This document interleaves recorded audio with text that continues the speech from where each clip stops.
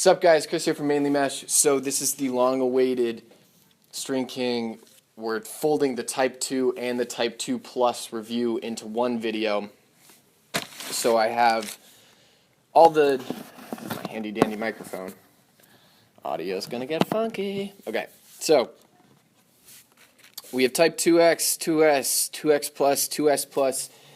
We've been using Type 2 for a while in most of our stringings, and then this week we were fortunate enough to do a lot of demoing on the 2X Plus and the 2S Plus. Biggest difference, obviously, not biggest difference, but most noticeable difference is the price point. Type 2 comes in at $20, Type 2 Plus comes in at $30. So we're going to break this down for you.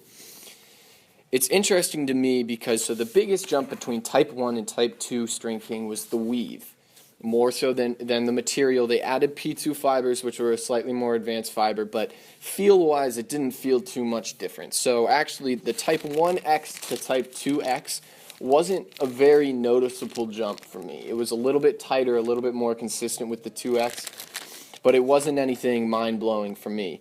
For the Type 2S, I actually didn't use Type 1S at all because I thought it was too slippery and I couldn't get the amount of hold that I wanted to in the pocket.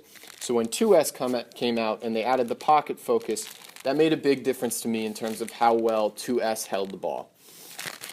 So your Type 2S is still going to have that same softness of the Type 1S, but it's going to be a little bit thinner, like both of these are, a little bit more tight, a little more tighter weave, and hold on to the ball a little bit better.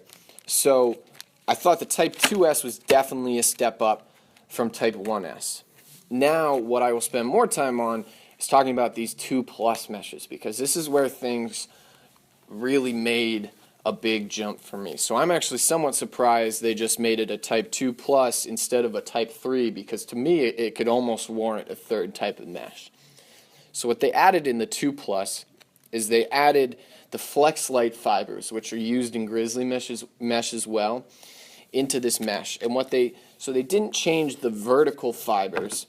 With every piece of mesh, there is a spool that weaves more of a vertical weave and one that weaves more of a horizontal weave. And so you can actually change the shuttles so that what they did is they added the Flexlight horizontally to give it a little more depth and a little more elasticity, but didn't change the vertical fibers.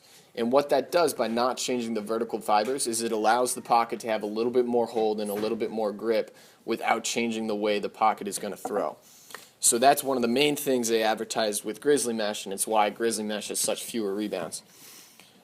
When incorporated into a field mesh, though, it's a little more complicated, especially with the maximized channels we've been stringing recently, the extra elasticity in the horizontal axis.